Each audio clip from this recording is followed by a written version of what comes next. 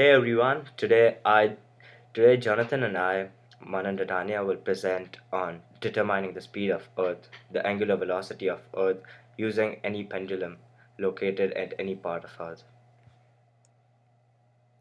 This is a Foucault pendulum that from an image I found on Wikimedia, and what it demonstrates is that as the Earth rotates while the pendulum is going back and forth, the plane of rotation is rotating along with it. So this diagram demonstrates how this works. As the pendulum goes back and forth, it sort of rotates as the Earth goes around. Okay, now let's begin with our exploration of the topic. So before starting with the exploration, we had to first define few terms out here. So we took the x-axis in the eastern direction of the Earth, which means in the direction in which the Earth rotates. Then we took the y direction as the north pole of the Earth, and the z direction is just the upward direction, the one which we look towards the sky. So the r vector in this case would be pointing from the center of the Earth to the pendulum, if that makes sense. Yeah, that's right. And since our frame of reference is rotating, it's non-inertial, and to to express all of the fictitious forces involved in such a case, we can use an equation that we derived in class. So the acceleration in an inertial frame of reference will be equal to the acceleration observed in a rotating frame of reference plus a Coriolis acceleration plus a centrifugal acceleration away from the axis of rotation, and then plus an acceleration due to a change in the Earth's rotation. Yeah, the angular velocity. Yeah. Okay, so now let us find the centrifugal acceleration. So first we begin with the magnitude of the centrifugal acceleration. So if we do the cross product out here, we eventually get omega squared times r magnitude of r vector times cos alpha.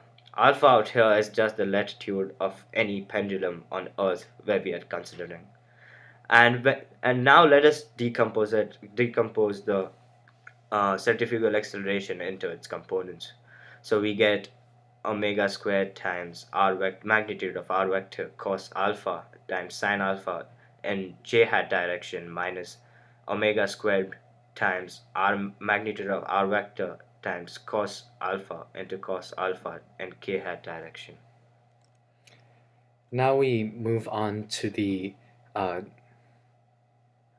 so the gravitational acceleration points in the k hat direction, and we also can observe from the previous expression that the centrifugal acceleration points in the j hat direction and the k hat direction. So since they point in the same plane, we can combine them into a single term that we will call effective g, and that will be the effective observed gravitational uh, vector that we observe in our rotating frame of reference.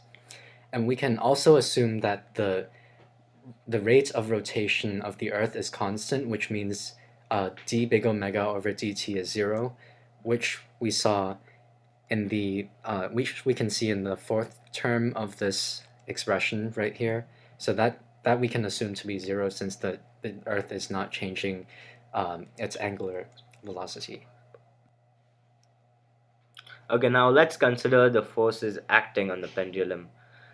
So now we convert the acceleration of the pendulum, the bob of the pendulum, into the force by multiplying both the sides by m, the mass.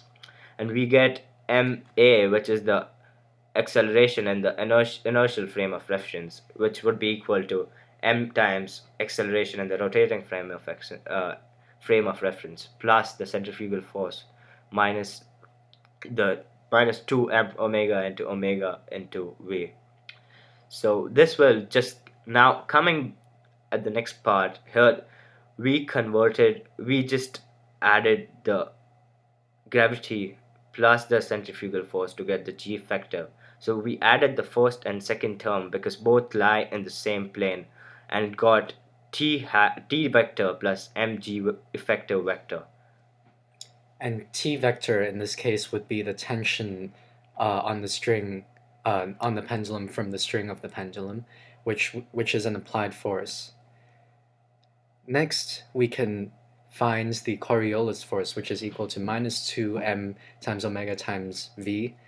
And if you just simply take the cross product of that, you get this really long expression.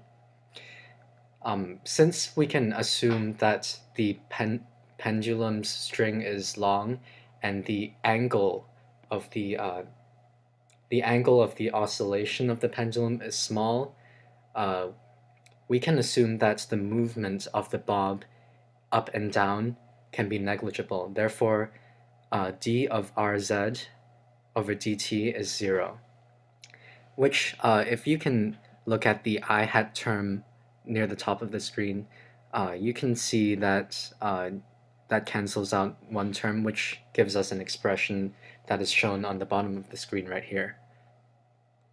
Okay, now let's break this force into its components, into its Rx, Ry, and Rz terms. This gives us the three equations shown on the screen. Yeah, so okay, so here, if you look at the first equation, the one in the Rx term, it is actually the sum of the force, which is the tension in the string, and the centrifugal force acting in the x direction.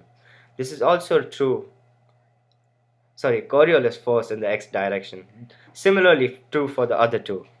Now we took the elements for the Rx from the last equation, the elements of I hat, which is dry by dt times sine alpha. This is true for the other two. And we can just disregard the last equation because we are considering or assuming that there is zero displacement in z direction.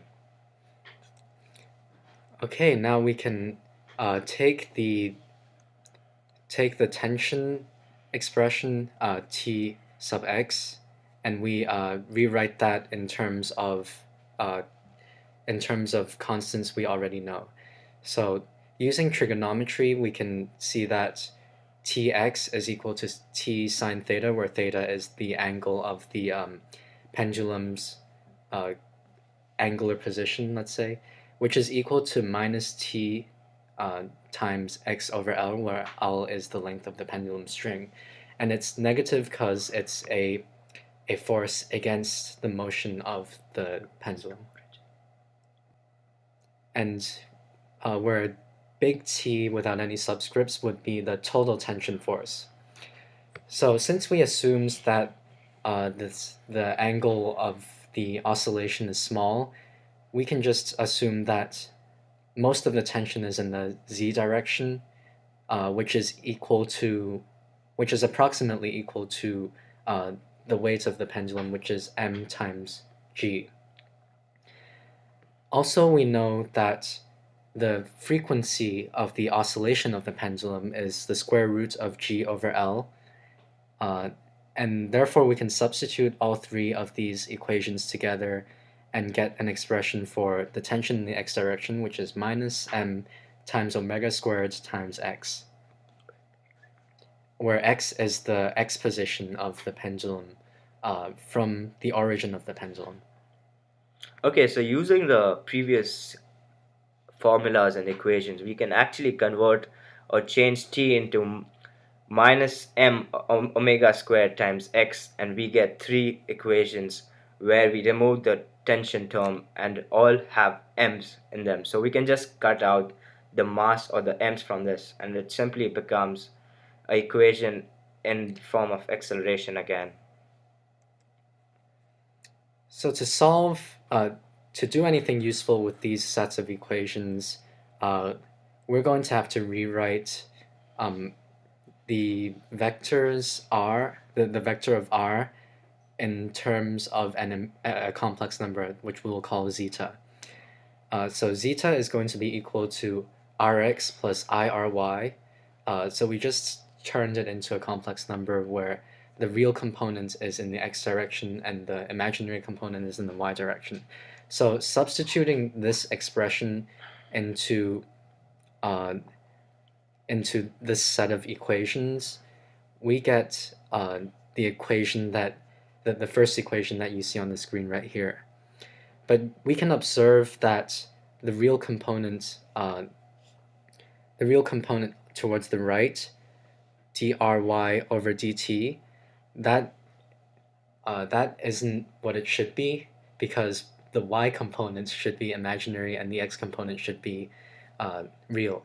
So to return to the Rx plus Ry form, we're going to multiply that term by 1, which is equal to minus 1 times I, and then we're going to get an equation, the second equation you see on the screen at the bottom. So now we must have seen that that equation looks much similar to a quadratic. So in order to convert into quadratic, we already know that a complex number can be expressed in the form of a times e raised to I beta t. And so where a is just square root of rx square plus ry square, and beta is just tan inverse of ry by rx.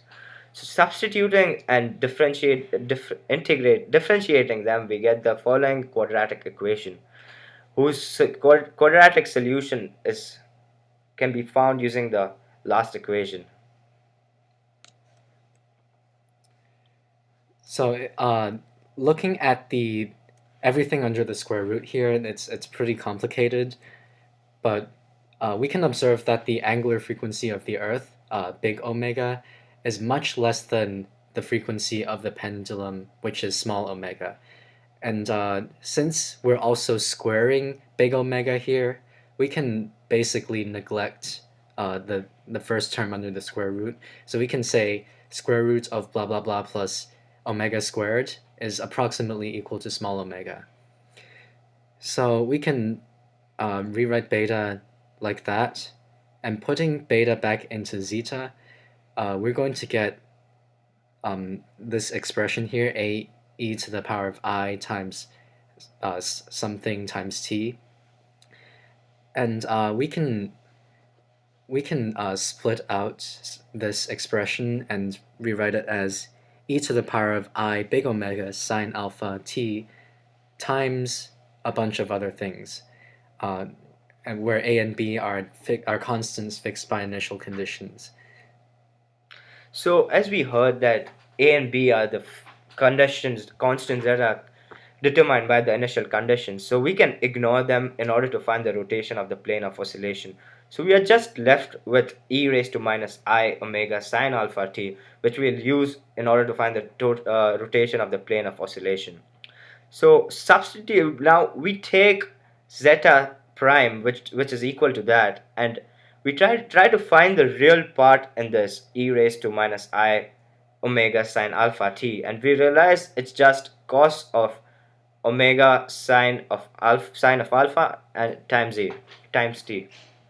So if you're confused by what we mean by the rotation of the plane of oscillation, just recall that the pendulum is going to oscillate, but then that plane of oscillation is also going to rotate as the Earth spins around due to the Coriolis effect, which is shown in this diagram here.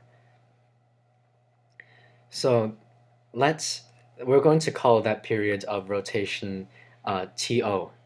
So by the definition of a period, the position in the x direction at time equals 0 must be equal to the position in the x direction at time equals TO. So just looking at this expression here, it's cosine times a bunch of things times t. So we're going to take cosine of 0 is equal to the cosine of omega sine alpha t0 to. Just solving that out, we get omega, or the angular frequency of the Earth is equal to 2 pi over sine alpha to, where to is the period of rotation of the plane of oscillation, blah blah blah. Okay, now to find the angular velocity of Earth, that's the omega, we just need to find a pendulum on the Earth located at any part of the world. And we know that Foucault's pendulum there's a Foucault's pendulum which is located in Chicago. So the latitude of Chicago is just 41.882 degrees, and the period of rotation of Foucault's pendulum is just 35.95 hours. Inputting this value in the equation, omega equals 2 pi by sine of alpha times period of rotation, we get 7.2685 into 10 to the power minus 5 radians per second, which is the rotation of which is the angular velocity of Earth, which is very close to the actual angular velocity of Earth. Thank you. So that is how you find the angular frequency of the Earth from a Foucault pendulum. I'm Jonathan Chan. And I'm Manan Dadhania Thank you for listening to us.